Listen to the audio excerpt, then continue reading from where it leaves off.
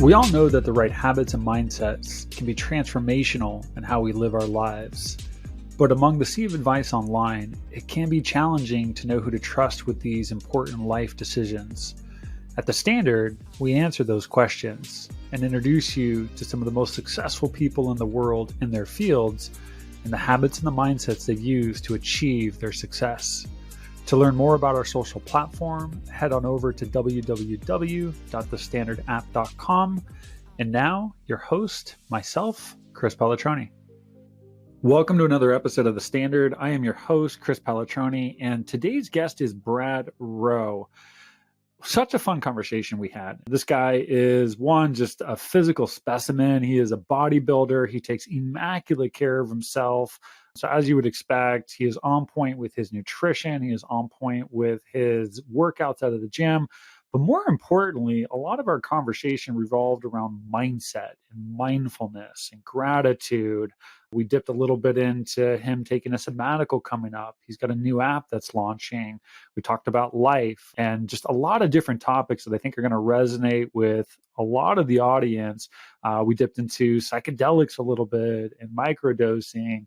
This is a very, very knowledgeable person. He is very much in tune with how his body gets impacted by not just what he puts into it, but the thoughts that it has. And yeah, we just hit it off. It was a great conversation. I really look forward to having him back on as a guest in probably about a year and a half when he gets back from his sabbatical. But yeah, you're going to want to tune into this. He brings a tremendous amount of insight as to what it takes to be balanced, but he's also very vulnerable. He's going to share some of the things that, he struggled with personally and professionally. And I think as you sort of hear him sort of unravel the way he thinks about himself and his profession and where he's headed in life, it will really resonate with a lot of you. So without further ado, I want to welcome Brad Rowe.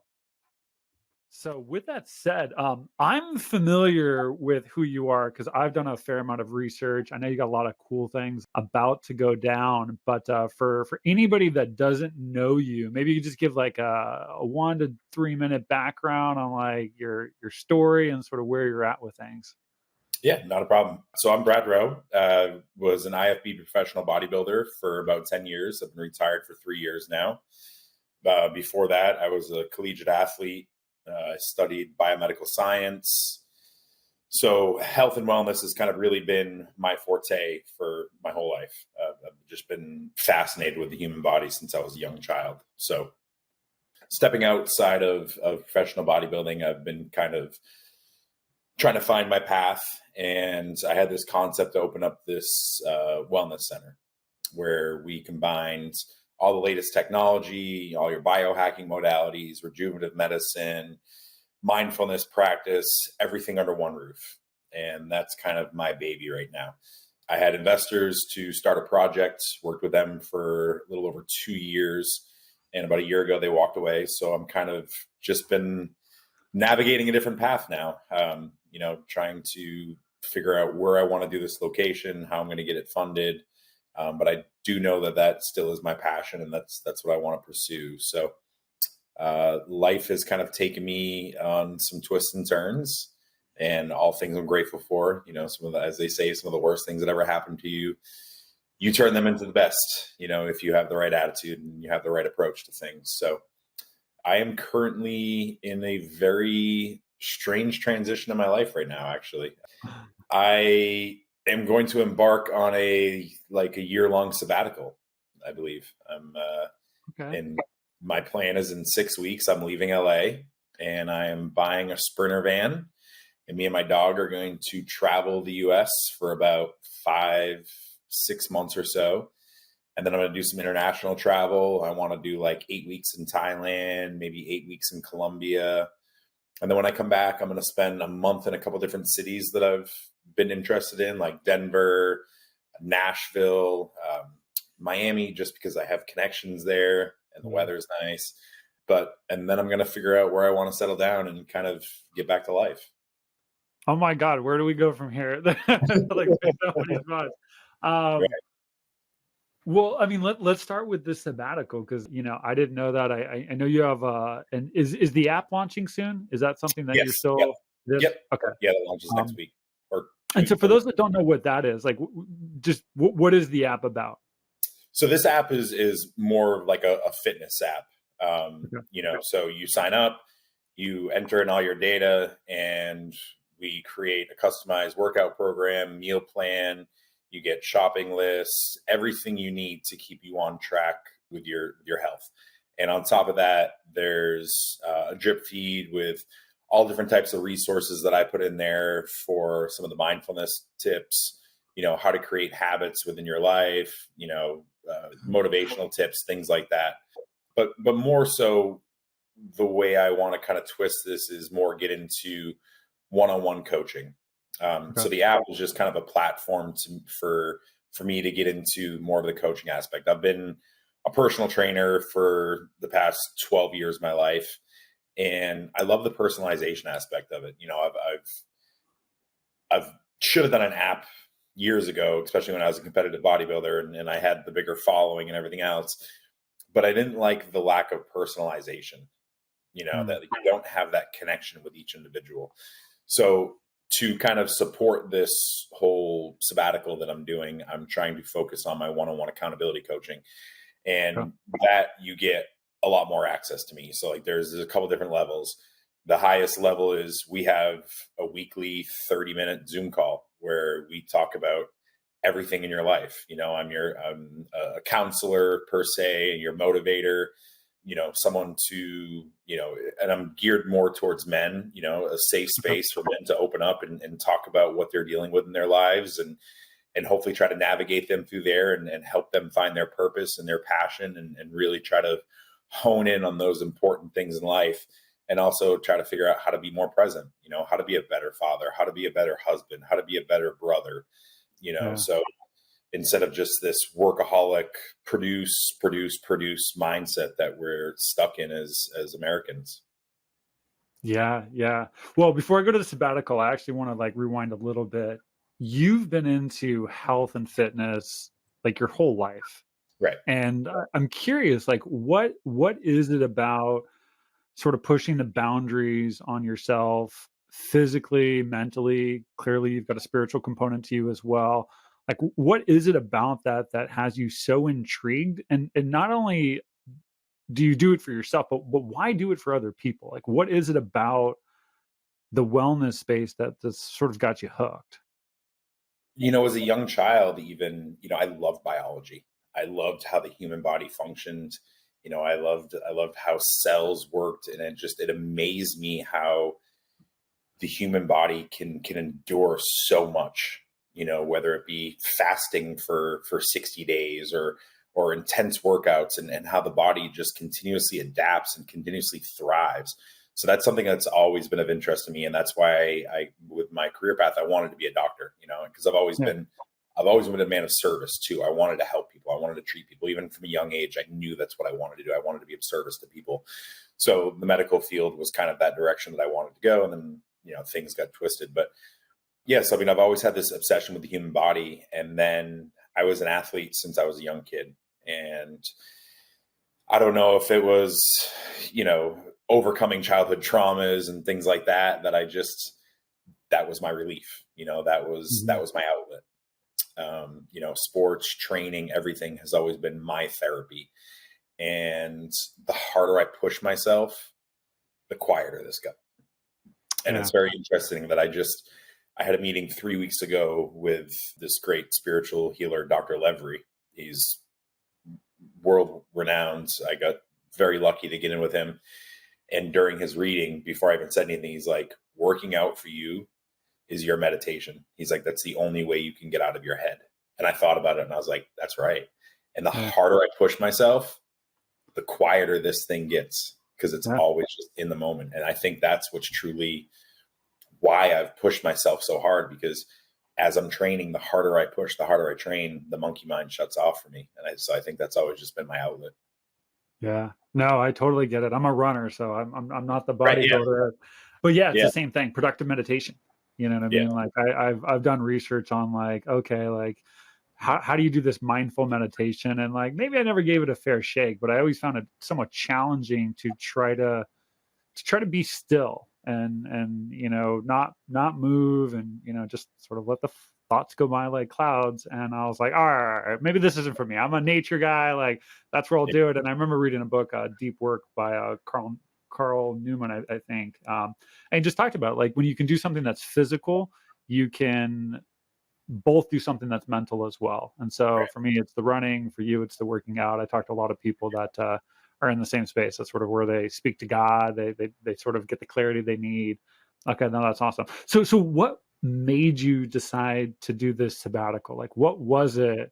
That's a big deal. Like, that's not like I mean, I don't want to say pause your life, because I don't think that's exactly what you're doing, but to make such a dramatic shift, like, why? What are you looking for? I wasn't really looking for anything. It was more, I was very lost, to be truthful. I didn't know what direction my next step was. Like I said, I've had multiple investors in my projects, and because of one reason or another, they've moved on. And it was a really big task to kind of take on myself and fund myself. I had made friends with a chiropractor in Scottsdale, Arizona. We became like this. And he's very spiritual as well. And we had a very similar vision of what we wanted to do. And I was actually supposed to sell my house and move to Scottsdale and do some work with him. He liked the idea of the wellness center, everything. And we were going to do retreats and things like that together as well. Well, he just unfortunately went through a divorce, and things kind of caught up on him. And all of a sudden, out of the blue, he was like, I don't think I want to own a space. I think I just want to focus on the retreats. I'm not sure. I'm taking a 3-week sabbatical myself. So for those 3 weeks that he was gone, I wanted to leave him alone, give him his space. I was like, well, now what do I do? Like, my house is on the market. I've got offers coming in. Like, what am I doing? So me and my best friend were out playing golf, and I was just kind of venting to him. And he was like, dude, he's like, just buy a van and travel the country for a year. I was like, that sounds like the worst thing ever. Because, I'm one of those people that just, I'm succeed, continuously grow and develop, professionally. And to put life kind of on pause was like, that's just asinine to me. And then I started thinking about it, and I was like, well, a year in a van would be too much. I'm like, but I could, like, a good 5 months of just truly seeing the country, because like, I've never traveled. I was a workaholic. I was just broke growing up. So I didn't have the money to do anything. And then I had that survivor mentality my whole life. So I worked 7 days a week. Didn't matter if I was in college, whatever. I was just a workaholic. Never took time for myself.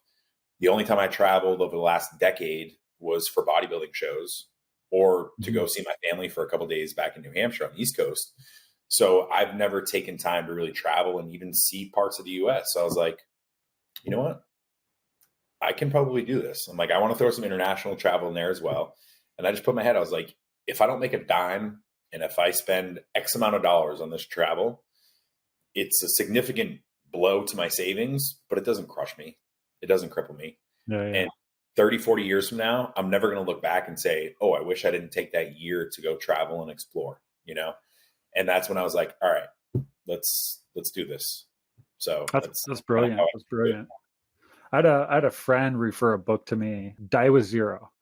And one of the interesting concepts of the book that I think you're taking to heart is, he's like, look, dude, we work so much our whole lives. We try to build up this equity, the savings. And he's all, at the end of the day, he's like, really, at the end of the day, you should be trying to skid across that line with nothing left.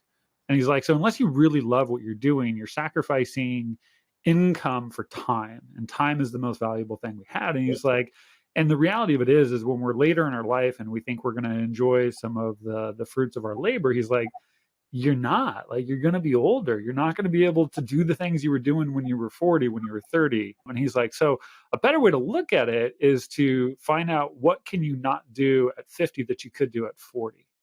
And he's like, spend the money and go enjoy that. Because, and this is the concept I really took away. He's like, like, memories are sort of like dividends. And so the experience you'll have for that year, you'll have this memory that you can constantly tap into, that will sort of act like a dividends or a stock or whatnot, that you'll be able to relive throughout the rest of your life. And he's like, the longer you can relive it, the more value you'll get out of that experience, which I thought was a really interesting concept. I was like, we're doing this all wrong, Brad. We need to just blow our savings and go enjoy life. So, they say youth is wasted on the young. Yeah. Oh my God, that's awesome. You don't have the insight to learn how to slow down or learn how to appreciate things when you're young and you're go, go, go, and you don't have the means. And then finally, when you're older, you're in your 60s and 70s, you're probably a little more financially stable. You can't do the things you want to do, So, oh my God. Well, what we'll do is we'll get you on a sequel on this, because I'd be so interesting to see how your mind changes after 12 months of putting down the work and stepping out of the grind, because I think it is something, me and my wife are very much like that as well. And a lot of the people I talk to, we just have this mentality of just work all the time. And maybe we love what we do. There's no mistake about that. Right.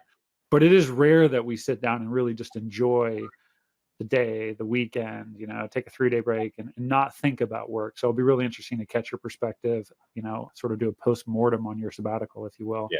I mean, I know it'll be challenging. Like yesterday, for instance, was the first day in forever. I haven't had clients all day, and I had no obligations in the morning. I was going to do an 8 a.m. yoga. My alarm went off at 5:30, and I was like, you know what? I'm just going to sleep. I shut my alarm off. I get up at 8:45, just absolutely anxiety ridden. Like my whole day was just like gone, because I sleeping into me is like 6 o'clock. So like being in bed till 8:45, I was just like, God, I was a mental case all day yesterday, just because of that. So I can't imagine, and I need this. It's growth. It's what, like, as scary as this sounds, it's truly probably what I need for my soul, to just try to have no plan, no direction, slow down, and just appreciate the moment.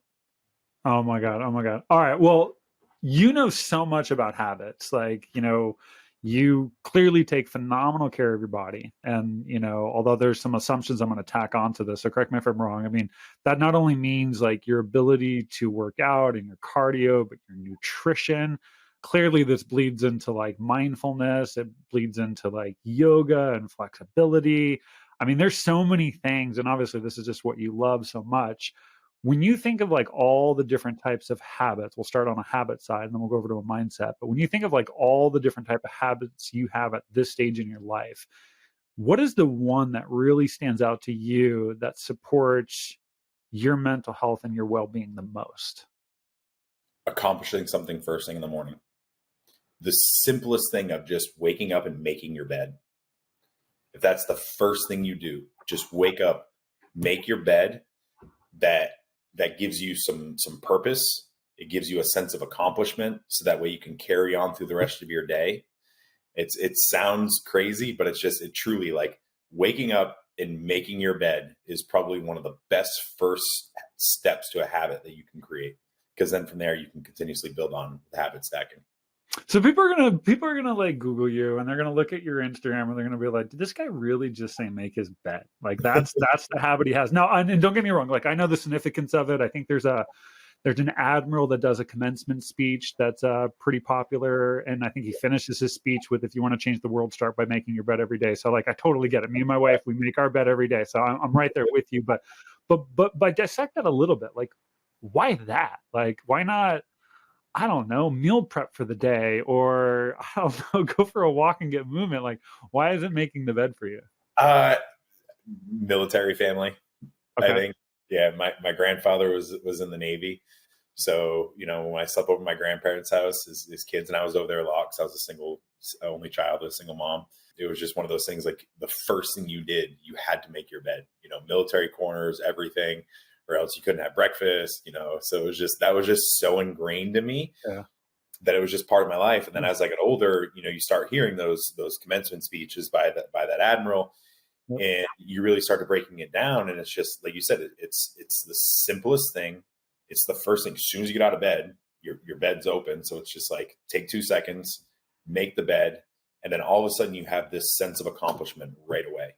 And that kind of gives you like a dopamine, serotonin response that you can carry out through the rest of your morning. So that's just kind of always been my thing. I mean, I can't tell you how many times, like, I've had girlfriends sleep over and I'm like, you gotta get out of the bed so I can make it. Come on. I can't start my day until you're out. Oh, go lay on the sofa. I gotta get this. So is it really? So is it the first thing that happens in your day? Like as soon as you get up, like it's that, or is it like within like the first 30 minutes? Like no, it's that. First thing I do, I wake up, I make my bed.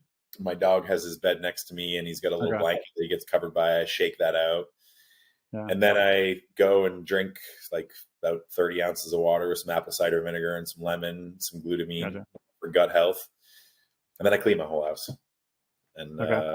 and then I'll hop in my infrared sauna and I try to do some mindfulness practice. So I'll do like a Wim Hof breathing, Yep. about a 12-minute Wim Hof breathing session. And like you, I will try to do like 10 minutes of peaceful meditation, but my mind's going 100 miles an hour. So, Yeah. one of the tricks that I've learned is like, instead of trying to have no thoughts whatsoever, just focus on positive things. Yeah. So I might continuously just say some positive mantras like I am a beautiful, loving soul, just things like that over and over again to just fulfill my subconscious with some very positive thoughts and try to just let the negative ones or ones that just aren't needed at that moment kind of slip away. And that's kind of how I approach meditation per se, but I at least try to be still for about 10 minutes in the morning in there. And then I go right from the infrared sauna to a cold shower and get dressed and I'm out the door. So Yeah, you're a better man than me on the meditation. The strategy I've deployed and it works for me. So I think there's so many different Right. variants that work for different people. Is I don't focus as much on the positive stuff. Like I let the mind just go and I don't try to hold on to the thought. There you go. So Yep. I mean, there's just like a bazillion thoughts running through our head. So when I'm running, I'll think of everything and it's like all over the place. It's like a pinball. Like it's just like one thought. I'm thinking about work, then it's my wife, then it's my kids. And it's all over the place. And I don't try to slow the thought down. I just let it naturally go where it's going to go. It's very helpful to sort of think of the idea of clouds moving in the sky. Like they're going to pass by. And hey, if one thought lingers for a minute, 2 minutes, 5 minutes, that's totally fine. Like there's no attachment to it. It's just like, let it go. And I find, and maybe you feel the same way about working out, as I find like the physical exhaustion of running, because I'll run for, 9 miles to 13 miles at a time. So I find like the physical exhaustion of that, by the time my brain is flexed out, 75 minutes to 2 hours of thought, it's just tired of thinking sometimes. It's not done, but I mean, it's sort of like a dog. You get a dog, right? You go walk your dog really hard, he's going to take a Yeah. nap. He's going to slow down a little bit. So that tends to be a strategy that works well for me in that. No, that's great. So you've got this morning routine that's well dialed in. What happens? And maybe it does or maybe it doesn't. But what happens if you don't make your bed in the morning? Like, does that ever happen? Like, do you miss a day? Like, So I went to Vegas last weekend, okay, the previous weekend, and I was in a house full of like 8 people. We got an Airbnb, and so I didn't have my morning routine. I made my bed, but I didn't have my routine, and it threw me off. It really did. And when I got back, I was exhausted, and I had to go right back into work. So I tried sleeping a little extra to get caught up, and I felt it. It took a toll on me this week mentally. I could tell that I wasn't on top of my game. I was allowing some intrusive thoughts starting to take over, and I kind of gave myself a few days. I was like, you know what? I'll get back into it on Saturday. Mm-hmm. Sure enough, this Saturday I was like, boom, right back into the program. And a couple of days later, my mindset, everything had kind of improved. So I can tell when I fall off, and it sucks to think that like, okay, I got to carry this on for the rest of my life in order to maintain this positive attitude. But I see a significant difference, and I'm someone that's suffered with severe anxiety and depression a lot in my life, and at a younger age, I didn't know what it was. No one, like, I'm an East Coaster. As a man, you don't talk about depression, you don't talk about feelings. Though those don't happen. You pull your pants up, you act like a grumpy little asshole, and you carry on your day. And if you're not miserable, you're not doing it right. So that was my mindset until I went through my divorce, and I realized that the world doesn't have to be like that for yourself. Yeah. So I need to be really diligent with my practice because I'm just naturally prone to having these negative thoughts take over. Is there ever a time where the routine is like you're off for prolonged periods of time? So I mean, in this case, you're talking about you were on a trip, you're off your routine for a couple of days, but is there ever a situation where it lapses and you find yourself 2-3 weeks and you're just not doing the things that you should or want to do? Like, does it ever happen like that for you? Yeah, I mean, I've had some periods here and there where it's, prolonged for maybe 2 or 3 weeks, whether it's my morning, my little morning routine, or even just trying to read 30 minutes a day, and I can see where it catches up to me. Like this week, the past 2 weeks, I haven't really read much. And I feel like it's truly affecting me, just because I've had all this other miscellaneous stuff, like trying to because now I'm not selling my house, I'm renting it and all this other stuff. And so many little things that I'm trying to juggle right now in order to make this move work. Plus my mind's going a million miles an hour because I'm a chronic overthinker. And so I've kind of fallen off track, I will say, like, I'm not at my best right now than I usually am. And I know that I can't be better. The reason I'm asking that is, I think a lot of people can resonate with I'm off the wagon. You know what I mean? I think of nutrition a lot. Like, there's so many people that are like, they eat well for a period of time and then they just get off. They, I don't know, have a party over the weekend and it spills into the next week. And then they tell themselves, hey, the next Monday, the start of the next month, hey, shit, the next quarter, hey, the beginning of the year. And that happens with a lot of things, not just nutrition, but it could happen with any sort of routine people have. Right. And so the reason I wanted to highlight that is, like, how do you break that? Like not I'm just gone for a couple of days, but like oh shit, like I'm out of the momentum. Right. Like what do you do to like get back into it so that you can start to feel the way you should feel? And you're not, I know you don't believe in motivation. I mean, I've watched your stuff. I totally believe it's all discipline. It's the best form of self-love. But like, how do you get back into that discipline when you're out of practice? Like, what does that look like for you? I think it's finding your why. Why were you doing these things? What is it truly that you want out of life? What is eating healthy going to do for you, as opposed to not taking care of yourself? And we're not even talking about, especially nutrition. This is one thing that I really argue with people the most. It's like, I don't care what you look like. I care about how you're functioning on the inside from a functional nutritional standpoint. How is your body functioning?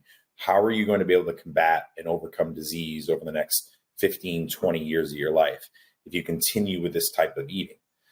So what's your why? What's your reasoning? And just really need to lay into that, in order to get yourself back on track. So like you said, motivation is fleeting. You wake up one day, like, all right, I'm going to kick butt. And then the next day, like, like last night, Memorial Day, I had a 80-pound pit bull that was trying to climb inside of my throat because he was afraid of fireworks, And so I get to bed at midnight and my alarm went off at 3:45 this morning, and I wanted to sleep in, but I knew that I've been bad with my routine this last week, and I was finally starting to feel like I was coming over the hump. So I knew that if I didn't get up early and I didn't do this practice this morning, that I was going to continue down that downhill slope. So it's just going back to your why, finding your reason, your deep-rooted reasonings. I know that me being a happier person makes a greater impact on other people's lives. And it's not just about how I feel every day. When I'm at my best, I make a better impact on other people's lives. And if you're someone that has kids, you eating healthier is going to have a greater impact on your child's life, because your child is going to see that you're eating. They're going to follow your habits. And not only that, but you're going to reduce your risk of disease and things like that. So you're going to be less of a burden on your child when you get older. And those are, find your why. So what would you say to like someone? So like you're a coach, so maybe less you on this, but I want to dig just a little bit deeper if we can for just a second. Like, what about the person you're coaching who doesn't want to even answer that question? Because what I find a lot is when people are, let's just take nutrition. I think it's a really easy one for a lot of people to relate to, is when they feel gross, right? Not just like they're out of shape and the physical, but they just don't feel good inside, and they've been off this, whatever their diet is or whatever their healthier lifestyles, they've been off it long enough, and they're unwilling to answer the question of like, what's my why? Like, it's almost like easier to just keep kicking the can of like, oh, I'm busy, I don't have time for that, like, I don't want to track my calories. Like, when you're coaching somebody who keeps kicking the can on their why, and maybe just keeps coming up with excuses and is unwilling to make even the smallest of changes to recalibrate to a more healthy routine, like, what do you say to them? Like, is there anything you can even do for somebody in that moment? Not really. and that's the thing, like, because it truly comes down to your actions. No matter how much motivation, no matter how much digging I come, because what I try to get is I try to get people to really write down their reasonings. Yeah. So that's like they get homework assignments. What's your purpose for this? Why do you want to achieve this? What, all these different things in life, whether it be professional, relationship wise, health wise. When we first start working, I have them jot down all these reasonings, and if they fall off track, I make them look back to it. And if they continue to just flounder and flounder and flounder, there's only so much you can do. Unfortunately, you can't put a gun to someone's head. You can just try to motivate them, entice them as much as you can. But when it push comes to shove, it's truly up to that individual to make change in their life, unfortunately. Yeah, no, I totally agree with you. I think so many people struggle with that. And I know people in my life where it's like, you want the best for them, but unfortunately, like you can't fix everybody. They're going to get there when they're going to get there, right? It's one of those things. All right, let's flip off of habits and let's start looking at mindsets. And I know you're big on mindsets. In a lot of ways, I think the clarity of a good mindset precedes the development of a habit, because you got to know what you want. You got to be pointed in the right direction. So when you think of like, is there one mindset at this particular stage of your life that serves you the best, that really helps you the most? I am worthy. Like, just, I am enough. I am worthy. I come from, that mindset of, I still struggle with it, that I'm not worth love. I'm not worth anything unless I'm perfect. Just this very toxic mind mentality that I've carried through my whole life. And I struggle with imposter syndrome, as I'm sure most of us do. Mm-hmm. And I've been put in some of the most prestigious situations, working with the highest clientele base in the world. And still to this day, I don't feel like I'm good enough or intelligent enough for certain things. So just letting myself know that I am worthy. I am worthy of love. I am worthy of abundance. I'm worthy of everything that is going to come my way. I think that's one of the things that, for me personally, that I really try to drive home. Is it, where does that stem from for you? Like, is that from how you were raised? Like, I don't know a whole lot about your childhood. Listen, I had an amazing mom, but my mom was, she was a survivor, a fighter, and she wanted a better life for me. So within her actions, she never said, "Oh, you had to be perfect," but just the way that she responded to things I did or how I achieved, it was like I always felt like I wasn't loved, or even my dad too, like that I wasn't loved and I wasn't cared for if I didn't act perfect, if I didn't, wasn't straight A student, if I wasn't the best athlete. It was just, I always had to achieve and be the best in order to feel like I was deserving of love or affection or anything in life. So, my big thing is I am worthy as I am. So where does this, and so for those that don't know, and I've got a post I'm doing this week, because there's like a famous saying that like two of the most powerful words in the English dictionary are I am, because what you put after it becomes very self-fulfilling, whether you choose to use it in a positive way in your case or use it in a negative way, right? I don't eat healthy. I'm not a person that exercises. I'm not this, I'm not that. Like, it becomes your identity. And that has a very interesting way of manifesting itself in life. And so for you, you've got this I am worthy. Like, is this something that's just part of your daily routine? Is this just something that pops in when you're feeling insecure? Like, where does this show up in your life? I try to repeat it over and over again in the morning, like right when I wake up and before I go to bed. I actually have kind of this list of sayings, mantras, and they all say like I am. But the biggest one is like I am worthy. That's kind of the most prominent one. And two of the most susceptible times in your day are right when you wake up, fulfilling yourself with positive thoughts, feeding your subconscious, and right before you go to bed. So if throughout the whole rest of the day, if you can't tell yourself some positive things, do it before you go to bed and right when you wake up, and you will see a significant difference in your life. Yeah, without a doubt. How long have you been using this particular affirmation? Like, is this a newer thing for you, or is this Yeah, been going on for a newer. while? I can't remember what book. So I read the book, The Power of the Subconscious, Okay. probably about 3 months ago. And it Okay. was obviously a lot about that. And so I started, there's all these different phrases to, if you want to attract abundance in your life, you want to attract love in your hmm life, and it kind of broke it down. So I kind of wrote out my own long, like, paragraph of like what I wanted out of my life, things that I kept repeating. And then from there, I kind of just broke it down to shorter, narrower little excerpts that are just kind of easier to roll off the tongue. So, one of the things when I'm doing like my morning meditation is I have this little saying that I'll repeat over and over again in my head.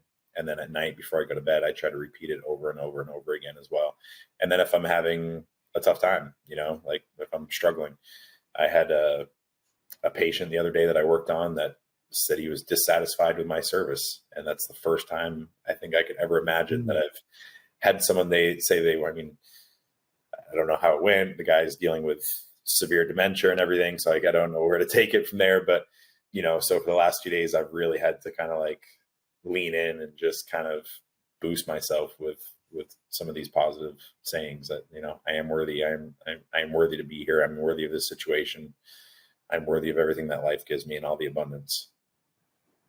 Is it helping you? Like, is saying this? I know it's only a newer practice for maybe the last like No, 90 days. Typically my mind just goes into just rummaging through negativity and just replaying the situation over and over again and just focusing on the negative. And so by doing this, I'm kind of replacing those negative thought patterns with something more positive. So, and I feel a little better about things because I like if something like that were to happen to me a year ago, 2 years ago, 3 years ago, I would spiral out of control for probably months on end. Just allow that little thing to destroy me. God, it's so interesting the way the mind works. I've read a lot of books on neuroscience, and sometimes I find it helpful to understand how we're wired. But the reality of it is, like, we have 40 to 70,000 thoughts per day, and the vast majority of them are false. They're not even real. They're not anything factual. And when you start to really dissect these, and these are just like little snippets of it, 90% of our thoughts are on ourselves. Yeah. So we disproportionately think about ourselves. We disproportionately think about things that are not factual. They're very repetitive thoughts, and they tend to lean more towards negativity. Yeah. Like, that's just like the human condition. Like, that's not everybody. Clearly, there's some people out there that like skew those results, but it's like, I listen to that, I'm like, well, no shit. Like, we need some like positive mojo injected into the brain because we're just not wired in a way that I think is always in our best interest. And so then add into something like social media where all you see is people doing so much better than you, and then you just get caught into this. I'm not good. I'm not enough. I'm not successful. I'm not pretty, whatever it may be. And we have just created such a societal issue. And it's sad. We were already in a bad place as it is. And with mainstream media and social media cramming negativity down our throats and making us feel like we're inept in everything we do is it's taking its toll on society without a doubt. Yeah, not to mention when you start to factor in things. I know you said you deal with a little bit of anxiety. I'm doing a lot of work on anxiety right now. It is anxiety and depression are the two leading sort of like mental health disorders on the planet, affecting 300 million people. So you start to add in that mixture right there, coupled with some of this other stuff, and it's just a recipe for disaster. But no, I think it's beautiful for anybody listening. Like I know for people that don't practice affirmations, it can feel a little maybe awkward at first when you start to like talk to yourself, like look in the mirror and you're just like, why am I like repeating I am? Like, what is this about? But it really does, like, there is a tremendous amount of science to have it. And I'm glad you pointed it out. Like, your brain is the most susceptible early in the morning. All of your long-term memories have consolidated. It's almost like pressing like the reset button on an Etch-a-Sketch. Like you can sort of start anew, if you will. So I think it's great to like take like a check at that moment. And at the end of the day, like if you can like program stuff into your brain and sort of let your subconscious work it out throughout night, those are really two very pivotal points in your day. And they don't have to be this very long drawn out process. It can literally be like 2 to 5 minutes of just checking in and just sort of setting the intention for the day and sort of setting the intention for the evening. And those can have very profound effects on the way you live your life and the way you feel. So I'm glad you called that out. Are there any habits or mindsets for you that are under construction right now that are like, hey, I don't have this great habit I want, or hey, I'm trying to break this bad habit, but are there any for you that are just literally under construction? My relationship with food. Really? That's something that I've always dealt with. I've been bulimic since I was a kid.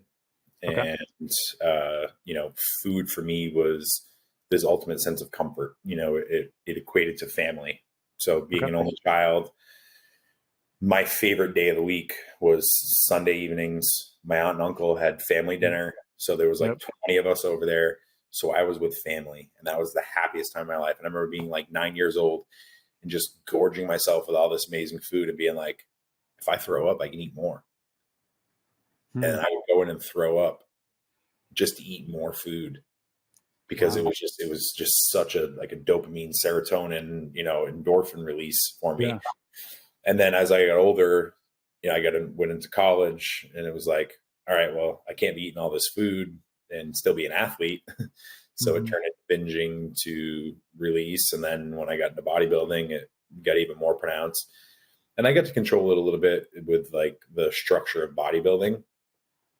Post-divorce, it took over really bad, because I had just such this emptiness, and food was everything to me, to a point where there was probably in 9-month span where I was purging 4+ times a week. And so that's something I, knock on wood, it's been 7 months now since I've purged. And that's the longest streak I think I've ever been through. And even my binge eating, in that 7 months, there's only been one occasion where I ate so much that I was like, oh my God, I need to go throw up. But I was like, no, don't do it. So that's the one thing, that's the biggest thing that's under construction in my life right now is my relationship with food. What's getting you through that? Like, how have you had this, I don't want to say an issue, but had this, had this thing that you were doing for so long? You've made it 7 months. Like, what's carrying you through at this point? So, truthfully, I did a plant medicine ceremony. Okay. And it made a lot of change in my life. Significant change. I went through, it brought me through hell. But I was also addicted. I wouldn't say I was addicted to weed before, but I was addicted to marijuana. Yeah. Okay. I would smoke every night before I went to bed. And then during the divorce phase, it turned into whenever I had free time, I would smoke just to kind of numb the pain. Yeah. And so after this plant medicine experience, whenever I smoke, it makes me feel like absolute dog crap, because I feel like it truly, like, it lowers my vibration. It brings me back to that low moment. So whatever it did in my body, I no longer have the response to marijuana that I used to. And now it's almost repulsive to me, which smoking also kind of made the binge eating worse. You get the munchies and you just keep. Yeah. So it's been kind of those, and I think what's funny is the medicine that I was doing was considered a heart opener, and it's typically this very soft, loving experience. I've done it a couple times before, and then it's not, but it had to open my heart to myself, to find that love for myself that I no longer needed the food to find love from. So when you're saying this medicine, are we talking like microdosing here, or what? No. So this was, I went away on a 3-day retreat where we did 2 nights of ayahuasca, and 1 day of San Pedro. Now, San Pedro is a cactus. It's mescaline, and again, it's not even like an hallucinogenic. Well, I mean, it's hallucinogenic, but like whenever I've done it, like all you want to do is take your clothes off and just like lay in nature. Like everything just becomes. You're just so present in the moment. Everything is just so beautiful. You're just so in awe-inspired by how tantalizing the sun is, how refreshing the wind is, how beautiful simple conversations with people are. And then it brought me down this crazy experience where I had to die, and I experienced death. Like literally, I hemorrhaged to death. Wow. And then everything changed. So okay. I wish I had a better insight how I overcame that. Yeah.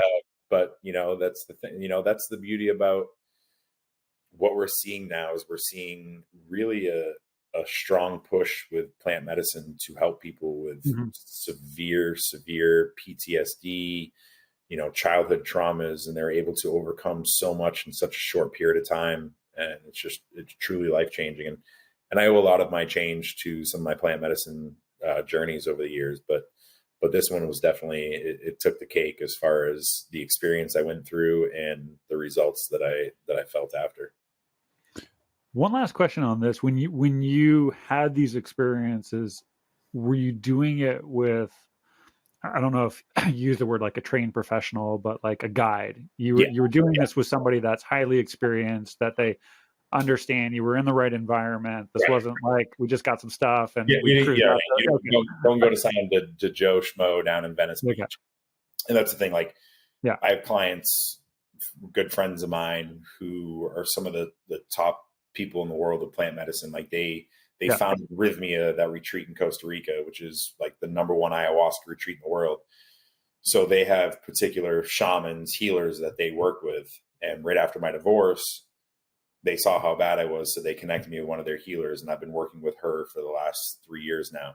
And this is someone that's worked with like the likes of Elon Musk and you name it, like the creme de la creme. So very, very experienced people, so there's a lot of positives, but there's also a lot of people out there that just say, hey, come do this. And you don't have the support that's needed to get you through the sessions properly, and the post-care support, because a lot of it is you unpack so much. So much stuff comes out, and it's not just what happens that day. It's the weeks, months later that you need to process through all this stuff that's been unpacked. And if you don't have support, then you're not going to be able to process things properly. So that's a big side of it as well. Yeah, I've listened to a number of podcasts over the years on psychedelics, and I couldn't cite the studies, but I think there's a renewed. I think if you went back, 30, 40 years, mainstream science would be like they're just drugs, like they're just like they're not good for you. And now I think there's a lot of more modern doctors that are realizing that there's actually a lot of value in them if done in the right dosage, under the right environments, with the right people. You're not out there, just doing drugs with people. It's not like that. You're going there to learn something in a lot of ways, to sort of like alter your perspective on yourself, on life, on society, of all of this that we're part of, and sort of pull some sort of lesson forward that you can apply to life when you're not under those circumstances. Right. And so, that's awesome. Like I think that's great stuff. It's definitely needed for a lot of people. I remember my mom.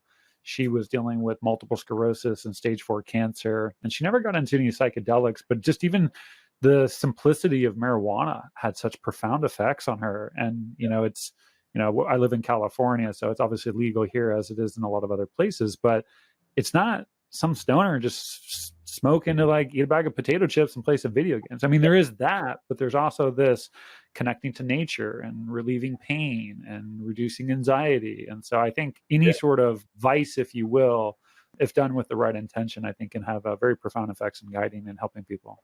Right. It's all about intention, as you said. Microdosing mushrooms is a game changer in my life. It's another thing that really helps me kind of stave off.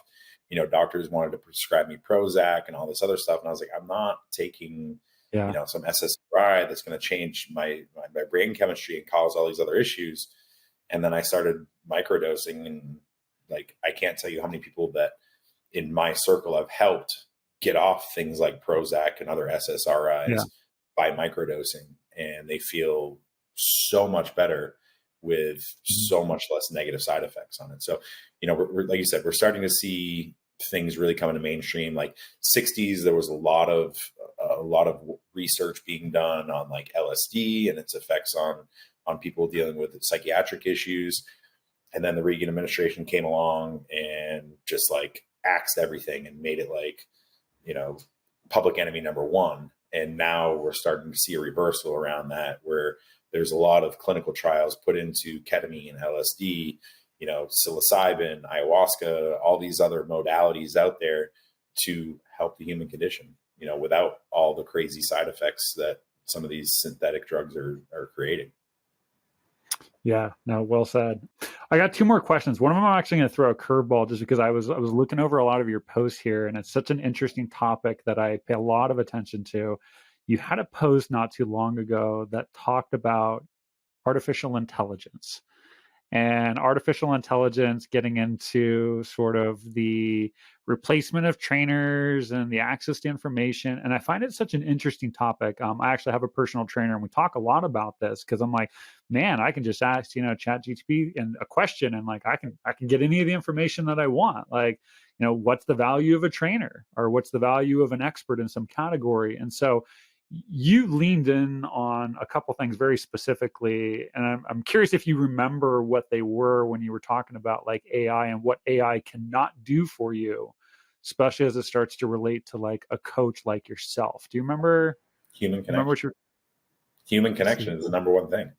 It's one of the biggest rants that I've gone on, is that as a society, we're doing everything we can to cleave human connection. But as humans, it's the thing that we need the most to truly thrive. Between social media, everything else, we're just disconnecting people and we're becoming disconnected humans. So AI can give you all the information in the world. They can write up the most picture perfect workout program, nutrition program, whatever. But who's going to be there to support you, to encourage you, to push you, to pick you up when you're down, or to pat you on your back when you're doing a good job? And that's where the human element comes in. That's where AI is never going to be able to replace anything like that.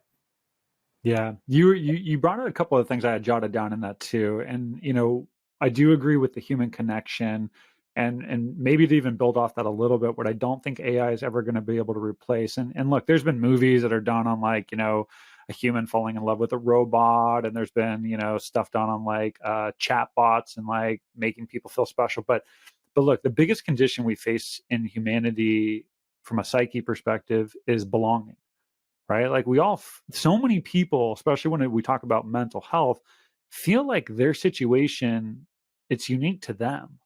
And there's 8 billion of us on the planet. So whether we're talking about somebody dealing with domestic violence, or we're talking about somebody dealing with depression or suicidal thoughts, or pick any topic out there, a lot of times the challenge people run into is they feel alone. And what bridges that gap and really touches a human soul is when somebody like yourself or myself or anybody else can share a story of, hey, I've been there too. And this is what it felt like. Very much what you've done in this podcast is just share personal things that you've encountered. You're not perfect, right? You may have a lot of things going well from you from a routine and a habit perspective, but you're human just like the rest of us. And I think being able to share that perspective with another human being to say like, look, dude, I have lapses. Here's what some of those lapses look like. We don't have AIs that are going to be able to do that. And even if they said it, we know it wouldn't be true because they're a robot. And so I think that human connection, that empathy is super critical. And then one of the other things you mentioned too, which be curious to how AI solves this in the long term, is the accountability component. Content alone does not move the needle on a human's life. It's not just content. It's not just accountability. I think there's a variety of ingredients, but I think the human accountability also plays very profound effects on helping people make positive transformation. Now, that was one of the things you had highlighted in that post too, was the accountability piece of it as well. Yeah, listen, I think AI has its place in certain aspects in life, but I also think it's extremely detrimental in many others. I think AI should solely be used for like advancements in medical technology. And that's about it. Yeah. Outside of that, I don't see any logical reason why it's being used. And, especially, let's not go down this rabbit hole, but we start having, competitive AI technologies between different countries of who can hack into whose nuclear weapons. And then it's which country. Oh, yeah. And that's what we're going to come to, So I think as a world, we need to nip it at the butt right now and kind of trash this whole AI thing, because I don't see a lot of positive coming out of, anything outside of, like I said, like biological and medical research. Yeah. I wouldn't hate on AI figuring out how to replace my lawyer, though. Like, I'll be honest with you right there. Like, if they start to answer my lawyer questions that don't cost me $900 an hour, I'm totally down for that as well. 15-minute phone call. Oh, that'd be an hour and 15 minutes we're going to charge you for. If anybody's ever had a lawyer, you really start to think about the need to send somebody an email. I'm like, God, this is like going to be a $300 email. Like, maybe I can just Google the answer. Yeah. All right. My last question I got for you. In all the things that you know about mental health and wellness, if you could wave a wand over all of society and you could just like instill some positive habit or some positive mindset into all humans that would sort of nudge us all in a more loving and kind direction, what would that habit or what would that mindset be that would sort of make all of us better? It's gratitude. I mean, truly, gratitude is the most powerful thing that we can come back to. No matter how bad your life is, you can always think of a million ways it could be worse. And that's why I think the biggest thing that I struggle with as well. If we can just be grateful for the air we breathe, for whatever it is we have in life, there's so many things, no matter how bad you have it, to find gratitude for it in your life and lean into that and care for others, respect others how you wish to be respected. I think those are the two biggest things. Yeah. Golden frame in which we should look at life. Right. So awesome. Brad, this was great. Where can people go to learn a little bit more about you? Where'd be the right place? Instagram, Brad B. Rowe. It's probably the best way. It's all my information's there. So it's the best outlet. Awesome. Well, this has been wonderful. Such great insight. I'm not kidding. After you have had a year of finding yourself and trying to rewrite the way you think about stuff, it'd be so interesting to bring you back on here and sort of compare this podcast to maybe the future you. So this has been wonderful. Thank you for listening to another episode of The Standard. Before we go, click on the link in the show notes of this episode to learn more about today's guest. And if you enjoyed this episode, please share it with somebody who you think would benefit from it as well.